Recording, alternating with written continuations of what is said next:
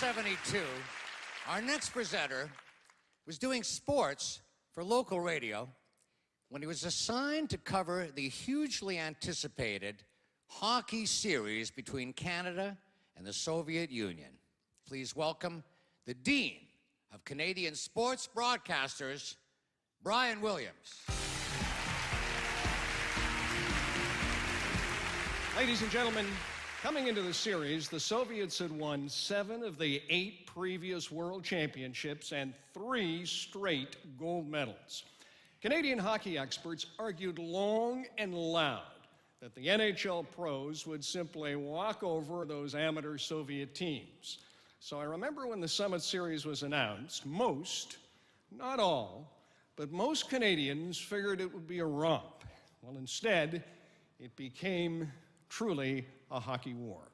Canada was overconfident. They were not in the best of shape, and that cost them when they started the series. So much so that in Vancouver, after their Game 4 loss, the home fans actually booed in frustration. But some 3,000 Canadians, and I will never forget this, the largest contingent of Westerners to visit Moscow up until that time, made the Soviet trip. And let me tell you, I'm not sure if it was surprise or shock from the 12,000 Soviets in attendance, but they were out-cheered and I think sat in stunned silence. There were times when those brave fans, no question, lifted Team Canada. These men defined team. Canada handled the intensity and turned it into strength, and so in doing so, built a template for Canadian players that endures. You see it at the World Juniors, you see it at the Worlds, we saw it at the Olympics in Vancouver, we see it in the playoffs. Canadian hockey players simply, folks, do not quit. Team Canada, 1972, helped build and solidify a nation. Let's just watch together one of the truly great Canadian stories of my lifetime. Here's a shot! Henderson made a wild stab, Wharton fell. Here's another shot, right by the score! Henderson! The hockey summit was ours. This nation breathed as one. People come up to me and tell me exactly where they were, and they felt that just intense pride to be Canadian. They say, we won. They never said you won. It was we won. The winner is society. Our society against theirs. That's what I believe. On one side, the Soviets, fierce keepers of the Iron Curtain. A propaganda machine second to none. On the other, Canada. We had hockey.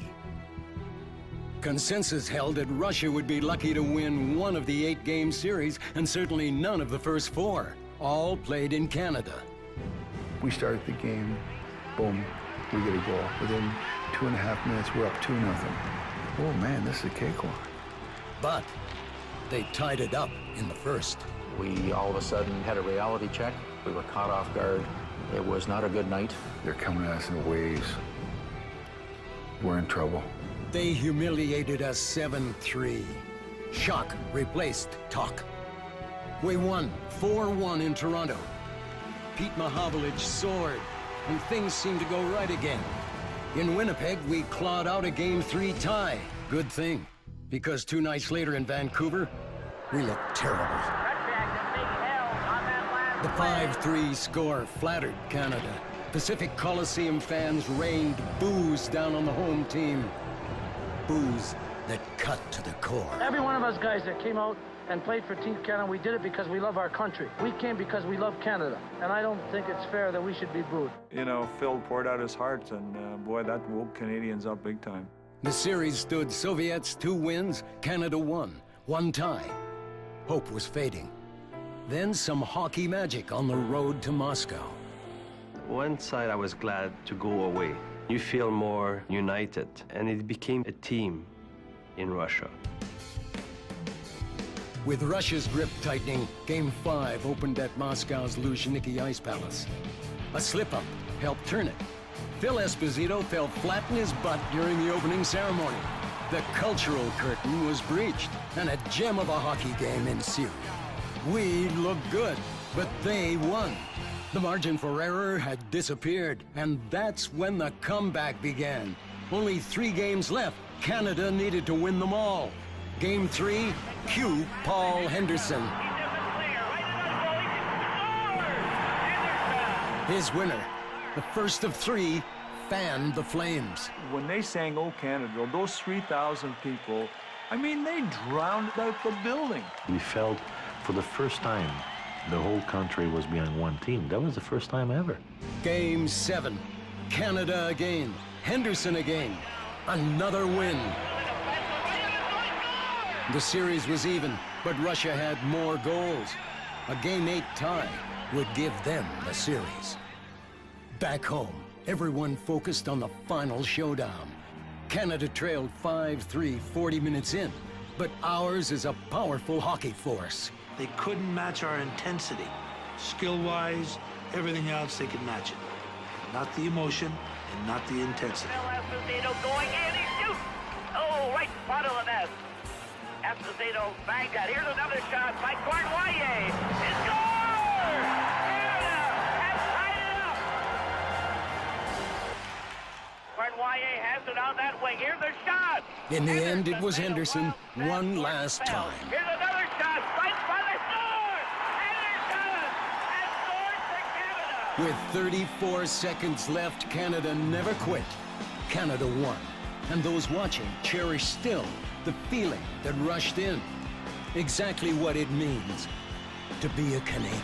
If there's a goal that everyone remembers, it was back in 72. We all squeezed the stick and we all pulled the trigger, and all I remember is sitting beside you.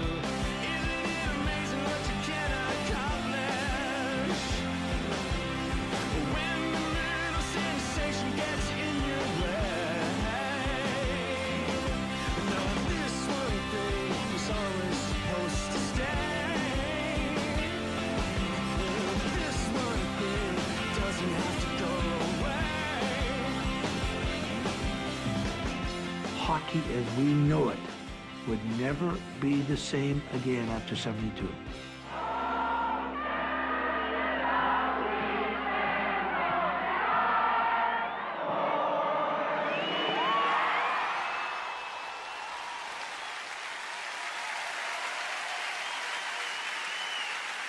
I have been honored to work 14 Olympics. I have never in my career been more honored than to say, ladies and gentlemen, Team Canada 72.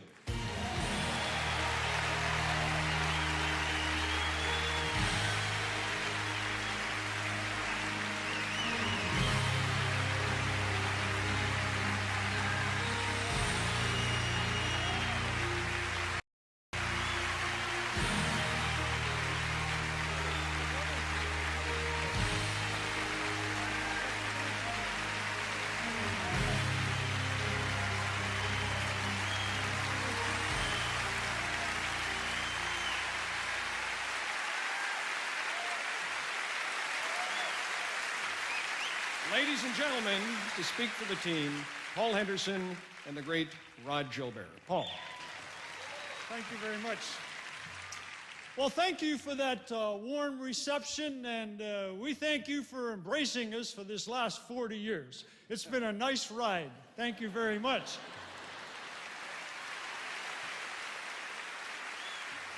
Team Canada would also like to congratulate our fellow inductees. Believe you me, it's our privilege and honor to share the stage with you tonight.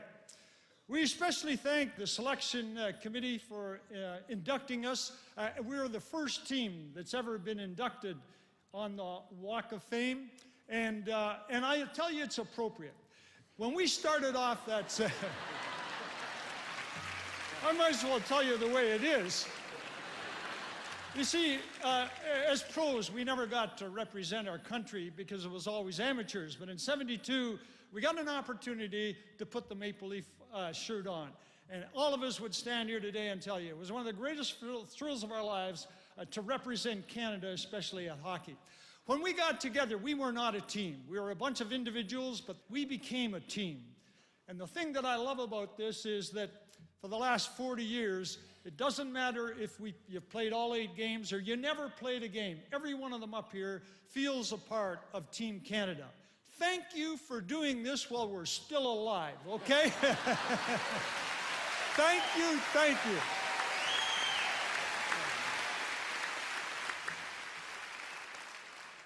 Rodrigue Gilbert est né à Montréal, alors je vous adresse en français.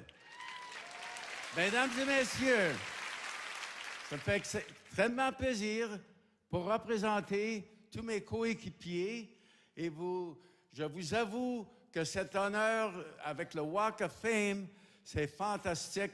Et Peter et son comité, on vous remercie très, très beaucoup. Okay.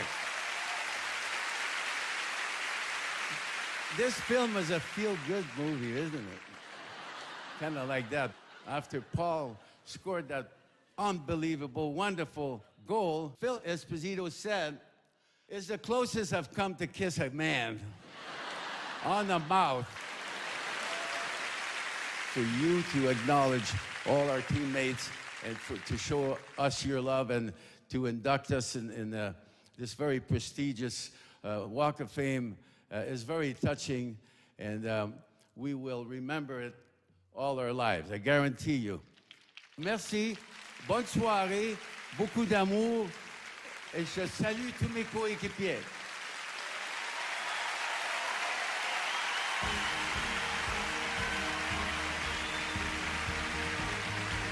We add a spice of rhythm and blues with the Alan Slade Award recipient, rising star Melanie Fiona.